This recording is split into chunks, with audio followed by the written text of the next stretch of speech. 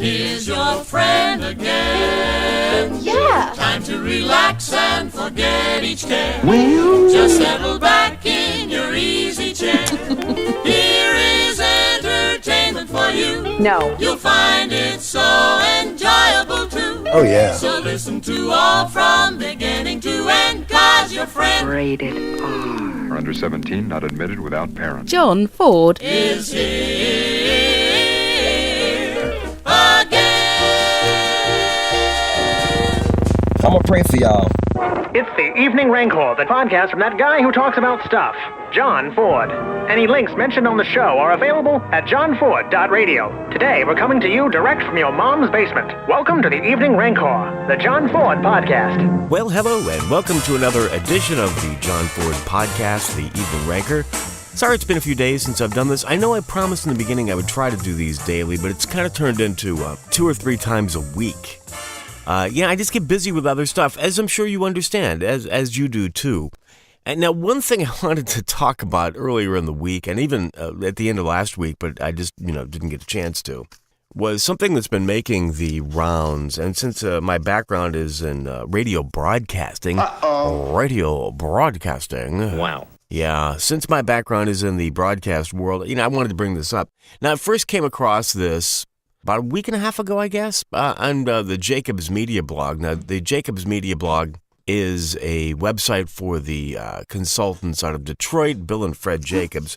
My dog behind me is I think, in a barf. That miserable little bag of puke. You right there? But the article they had, and it was a very conciliatory article, and I'll put the link of this on the website. That is johnford.radio. Here's the actual headline of the article. Baby, It's Cold Outside. So this is about the song, Baby, It's Cold Outside. Ooh, can I sing that? No. I don't know, man. Am I going to break any laws if I sing that? Not sure. Baby, It's Cold Outside. When should radio stations drop songs to accommodate the cultural climate? And reading this thing just made me want to bash my head against the wall. And even, some of the people that even commented on it, I had to comment on it, and I don't think my comment really got anywhere. Basically, what I said was, if you compared this to what we had in the 80s with Frank Zappa in front of the, dealing with the Parents Resource Music thing, with stickers on the record saying that this record might have objectionable lyrics. Now, everybody was against censorship when it was the right wing, when it was the Republicans doing the censorship. Man, but as soon as it's the left now with this Twitter social media stormfront by the cultural Marxists trying to force their viewpoint on the rest of the world, it's, we have to be sensitive to their needs. Do you think George Carlin would have been sensitive to their needs? Really? Do you think Lenny Bruce would have been sensitive to their needs? He would have said, to hell with them. They would have gone after them with as much fervor as they went after George Carlin, for example, and Frank Zappa would have gone after them with as much fervor as they went after the right wing who was trying to censorship things. Mm-hmm. So anyways, now to make a long story short, what has happened over the past week with this horrible, horrible song, Baby, It's Cold Outside, and so many people have chimed in on this thing, is that I think it originally started, let me check. I think the article on Jacobs Media blog talks about it, them dropping it because they got complaints. So this is this loud, angry, cultural, Marxist, social warrior nonsense where if you're loud enough and you scream loud enough, no one else can say anything and no one else can have any opinion. Like you see on the college campuses. When somebody with a different opinion from the social justice warriors, these cultural Marxists, comes along and tries to speak to them or debate with them or just discuss with them, they shout them down because they say they don't believe what, the cultural Marxists believe. They're automatically racist, they're automatically Nazi, when in reality, the real Nazis are the cultural Marxists who are controlling Twitter, who are controlling YouTube. God, I sound like Alex Jones. Wow. And I don't mean to, but this stuff just pisses me off so much. The guy from Google, Gidget Plugbak, I forget his name. He's the Indian guy. He's got nice glasses.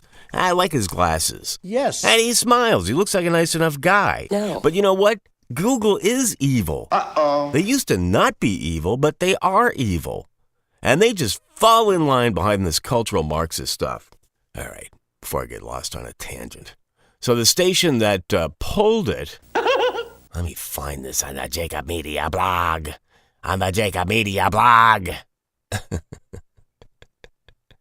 Oh my goodness, I think it was WDOK in Cleveland. Pulled the Frank Loesser song duet, Baby It's Cold Outside. And other people have pulled it too. Yeah, a lot of people are definitely pulling it. Unfortunately. So this week comes news that all these stations were, quote unquote, freezing it out, according to an article on National Pinko Radio, the proletariat broadcasting system. I listen to NPR, I'm just kidding you.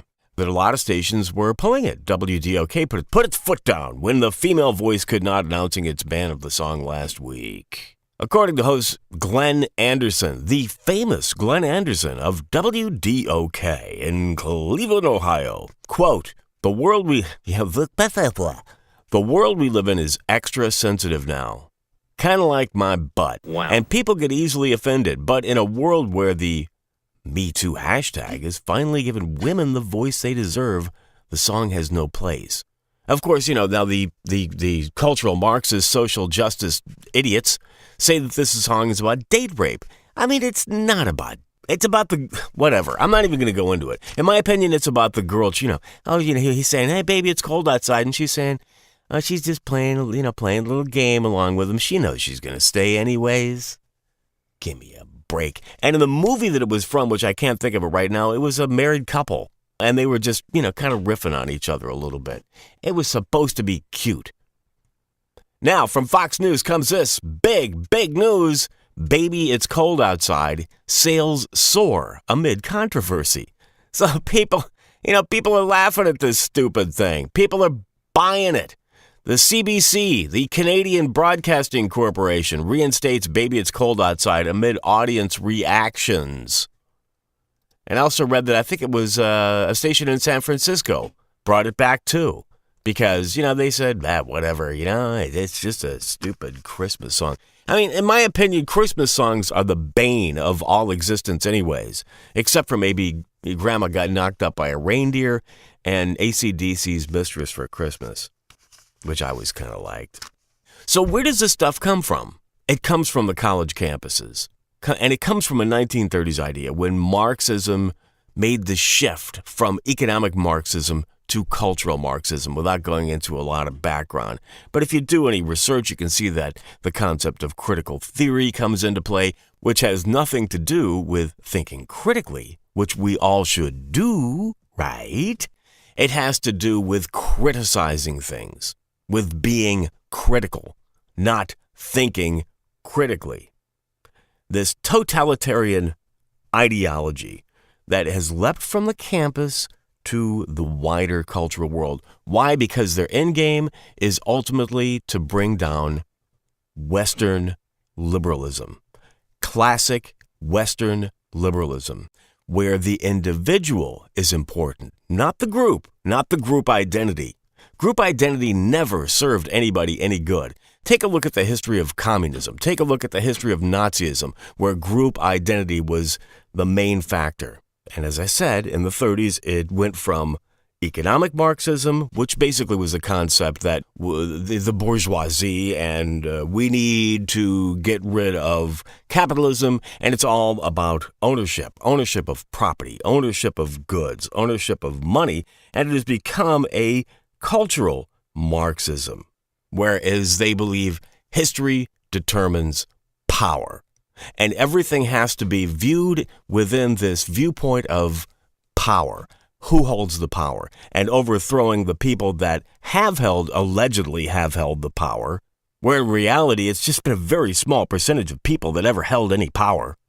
And now turning it into a cultural power based around race and sex and what have you. And it's all based on victimhood. Who are the victims? Everybody's a victim. My dog ain't doing so good. You hear that? All right, back there.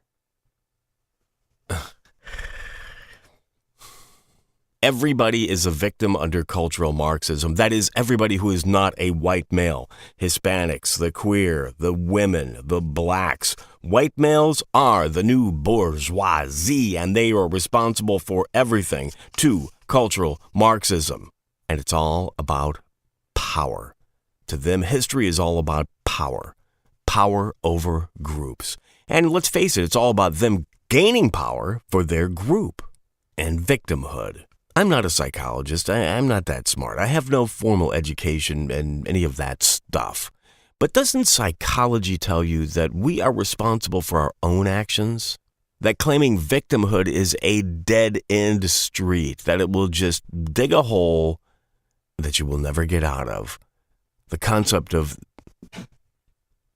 My poor dog, do you think he needs the Heimlich maneuver? I'm the happiest guy, He's the luckiest guy. 'cause I just bought a new Ford. From a wonderful dealer. Wow, what a dealer! For a Ford or a fine used car. This program is for re-educational purposes only. Resemblance to real persons, living or dead, is probably intentional. Contents under pressure, use only as directed, some assembly required. Void where inhibited, batteries not included, use only as directed. If confusion persists, consult your physician. Driver does not carry cash. This disclaimer is subject to change without notice.